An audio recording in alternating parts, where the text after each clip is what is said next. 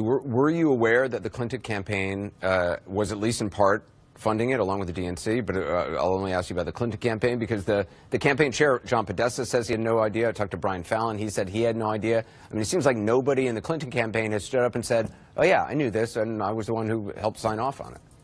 Well, look, I didn't know that we were paying the contractor that created that document. I didn't. I'll tell you, what I did know, and that is that when we started to look into Donald Trump's business dealings, it was this massive tree of LLCs and shell companies.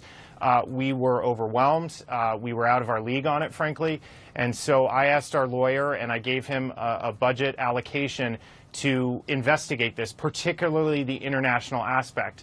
My understanding is that Dossier is the product of not just research that was funded by our campaign, but also by Republican donors, and that they put that all together and gave that to the press. Right. Jonathan Steele was hired, I guess, after the Republican people started it, dropped out, and once you guys were paying for it. But, I mean, I know the Dossier was something that was compiled later. Were you or other people in the campaign, or who in the campaign was seeing the memos that Jonathan Steele was putting out? I mean, you guys are paying for opposition research. You must have been seeing the fruits of that throughout the campaign, no? Well, we were getting briefings that were put together by the law firm with information. I don't know. And they wouldn't say, say, we've hired this guy, Jonathan Steele, and he's got sources in Russia, and this is information in drips and drabs? What I know is that Christopher Steele, sorry.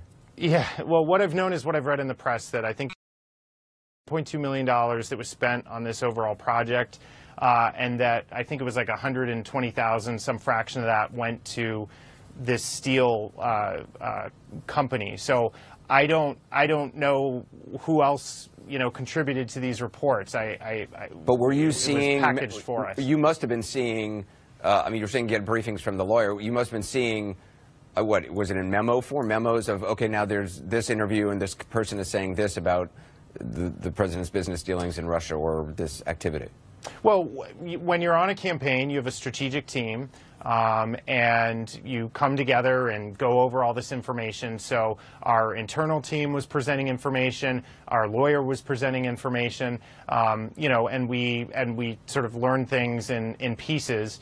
I just can't attribute to you what piece of information, came to us at what time or where it came from, frankly. As campaign manager, there's a lot going on, and so I just wanted to know what was important to find out. Okay, just finally, is there somebody at the DNC, I mean, you were the campaign manager, is there somebody at the DNC, maybe at a slightly lower level, who knew about Christopher Steele, who didn't just know, okay, yeah, we're paying this lawyer, and all of a sudden, magically, this information is coming back to us, who actually knew the nuts and bolts of who was gathering the information, how it was being gathered? I don't know the answer to that.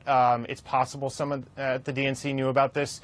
We had dozens of researchers on the campaign. In fact, one of the reasons we were trying to get resources into the DNC was to make sure that they had a lot of opposition researchers working on all these Republicans. So I unfortunately don't know the answer to that. And to those who say, that this could have been some sort of collusion, if Christopher Steele is being fed disinformation from people who had connections to the Russian government, that essentially your campaign was helping pay for some of that disinformation.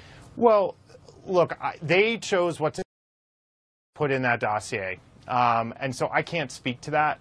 I'm proud that we were able to assemble some of the research that has brought this to light. Because, Anderson, you have to remember, I went on television the first day of the convention. My colleagues were on television saying something's wrong with Russia. Russia hacked the DNC. Russia, when John Podesta was hacked, Russia hacked John Podesta. And frankly, it didn't get a lot of attention. And I'm just glad that it's coming out now. I'm glad that there was research there. I can't speak to what Fusion was doing, but I'm just glad that we're paying attention to this now. And frankly, I wish we'd paid more attention.